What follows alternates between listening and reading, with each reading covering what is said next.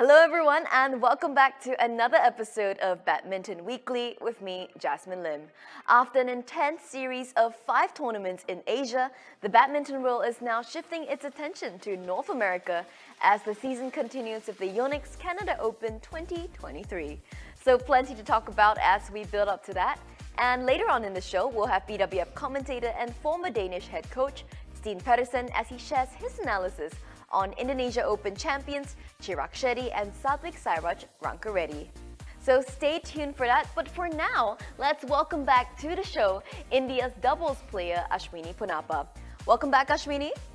Hi Jasmine, thank you for having me again. Now, with the tournament being upgraded to a Super 500 event this year, we can certainly expect a more competitive field across all 5 disciplines. Specifically, in the men's singles category though, eyes will be on Kunlavut Viditsan, who's returning after a shoulder injury forced him to withdraw from both the Singapore Open and the Indonesia Open. What can we expect from Viditsan here this week?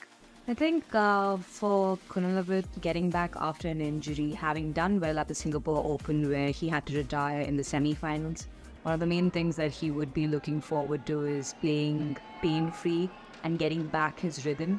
So in the matches and from the first match, his main aim would be to get some good rhythm going, good movement going, and most importantly, have a pain-free experience on court and to do well. Well, that's a very tough first round for Kunlavut, who's going to be playing Lakshya Sen. They've had very tough matches in the past, and it's not an easy first match for either of them, as both of them are very good players. And I would say for the two of them, it's going to be tricky because they know each other's games really well. They've played each other a couple of times, and it's always been neck to neck.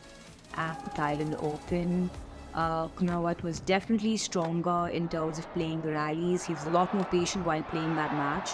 Lakshya, however, was a bit too impatient and wanted to get a lot of points with his offense.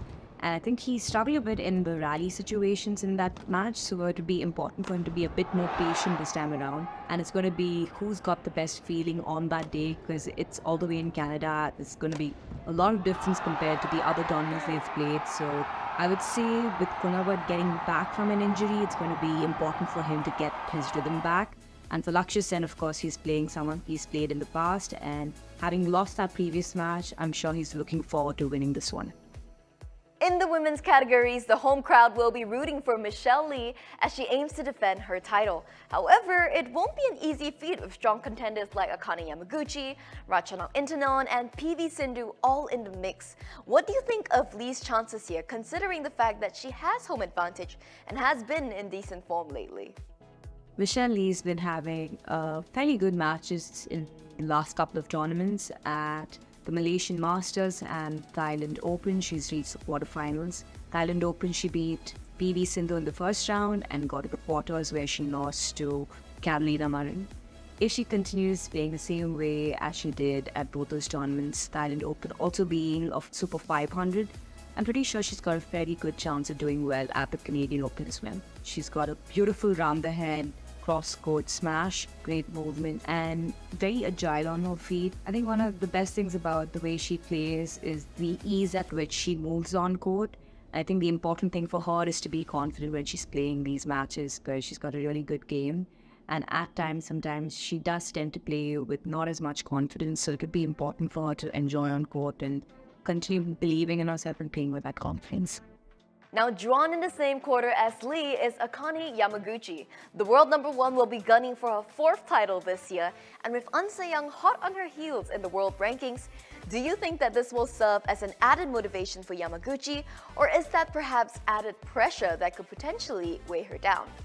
I would assume, if I were in Yamaguchi's shoes, I would definitely love to be on top, and I would definitely be paying attention to who is all the way behind me.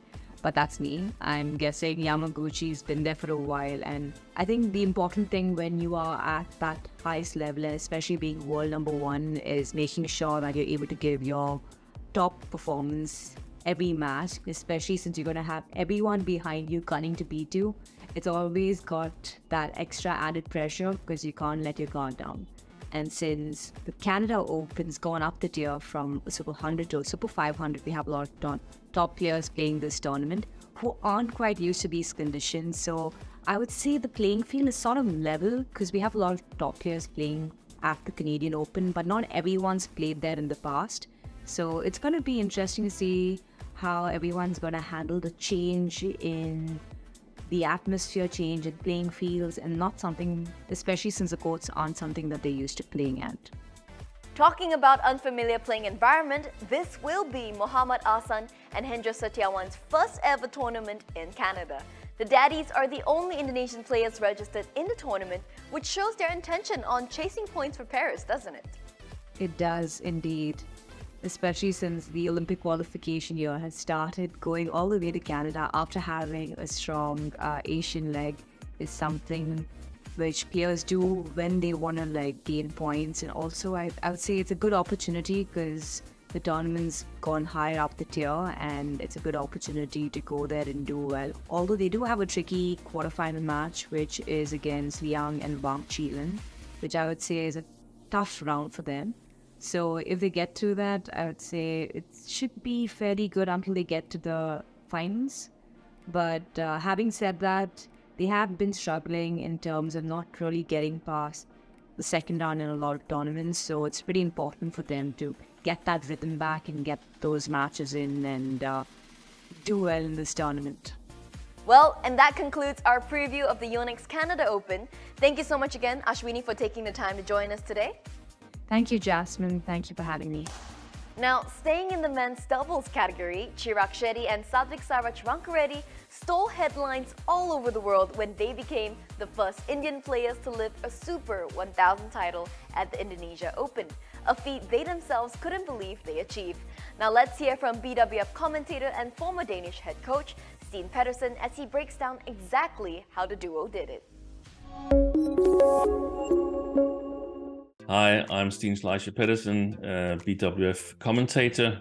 Today I'm going to take a closer look at Chirag Shetty and Satvik-Sairaj Rankireddy, the winners of Indonesia Open Super 1000 tournament.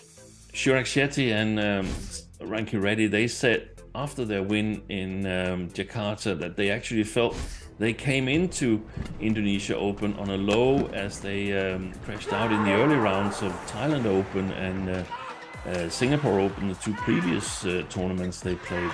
I don't necessarily agree on that. I think they actually played quite well in Singapore Open, and I think they could have won the tournament, or at least finished runner-up. They started brilliantly in their match against Koga and Saito. They were 20-16 up, and they were in winning position in the third game, playing on the good side there, leading 16-13. And got a bit unlucky on 3 occasions in the remaining parts of the third game. So had they won that match, I felt they could have gone far in Singapore Open, maybe even won it. I think at least they could have reached the final because the play was there somewhere hiding, and I think all they needed was a bit of self-confidence. They definitely got that self-confidence in Indonesia Open. Played the Popov brothers in the first round, where Christo Popov unfortunately started out with an injury he sustained in the men's singles earlier on that day and couldn't finish the match. And then they played He Jiting and Zhou Haodong, the Chinese combination where Shetty and Rankireddy, they have a really good head-to-head record against the two Chinese and won in straight games. Then I think a very important match in the quarterfinal where they played the home favorites, the world number ones, Alfian and Adianto. Shetty and Rankireddy, they totally dominated that match. They dominated the service situation and stamped their mark on the Indonesians. They really got their game going, found their game plan, and I think they got more confident in that match. The most difficult match for Shetty and Rankireddy, in my opinion, came in the semifinal against Kang and Seo from Korea. The playing conditions in Indonesia were a bit to the slow side, but there was some drift alongside the court and also sideways drift. And I just think that fit Rankireddy and Shetty perfectly. Normally Shetty and Rankireddy, they're very strong in the service situation and in the attack. They gamble 100% on the service situation to give them an initiative in the rallies. And they normally don't focus that much on their defense. The slow playing conditions in Istora Senayan helped their defense, and they have an attack that's dangerous enough to score points, even though the playing conditions are a little bit to the slow side. Had there been less drift, I think he would have played it into the hands of the Korean. The final in Indonesia Super 1000 was against Cha and So, a pair that Shetty and Rankireddy didn't have the best head-to-head record against. That's to say the least. They were down 0-8 in head-to-head meetings with the Malaysians. But again, I think the defense of Shetty and Rankireddy got a little bit of help, so they survived a bit more rallies in the defense and got their fantastic attack going and securing them the win. The thing that stood out for me throughout the Indonesia Open tournament for Shetty and Rankireddy were how well they executed their game plan. They are super strong in the service situation, and what I feel that they perhaps have added to their game is the ability to play some soft-paced shots, to take out the pace of the shots and play it in front of their opponents. Plus, both players can play front court, back court. They don't play it equally well. It's clearly Shetty that's the preferred front court player and Rankireddy the preferred back court player, but they can play in the opposite formation. And Rankireddy, he did brilliantly in this tournament, in my opinion. Really had the eye for the gaps in the battle for the attack from the backcourt. So a clear game plan and well executed, steep smashes, but with variation. That's what helped the Indians secure their first Super 1000 title. Following the win, Shetty and Rankireddy also credited their coach Mathias Bo for their success. And one of the things in their game where I feel perhaps Mathias Bo has contributed is exactly this, the variation, taking the pace out, playing it in front of their opponents, dumping it below the tape. Shetty and Rankireddy have one of the strongest attacks in the world. They're both big smashes. They can go steep, making it difficult for their opponents. So if they can get on the attack, they're almost home safe, so to speak. And that's where I feel Mathias Bo can draw on his own experiences from his long partnership with Carsten Morgens. That's, in my opinion, the biggest addition from the Dane. Well, many have said that winning the Super 1000 is great, and it made them climb to their best ever world ranking at number 3. And some say, what do we need to see more from them to sort of sustain their position at this level? And I don't think we need to see that much more. I think their defense obviously is sort of their weak spot, but they have a clear game plan for what they want to do and how they want to play it. I feel that perhaps the best thing is to try and improve on the areas where you're really, really strong. So in the service situation, become even stronger in the return game, in the fourth shot game, and then stay free of injuries, stay in good shape, prioritize the tournaments. So the conclusion is that Shetty and Rankireddy, they have arrived at the top of the world, at the top of the world rankings, and they're not gonna go away anytime soon.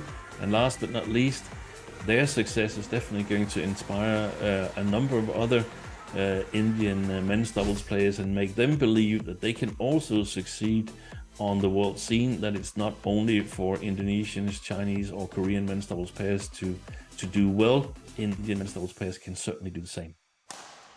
Thanks, Dean, for that, and thank you once again to Ashwini. That is unfortunately all the time we have for this week's episode.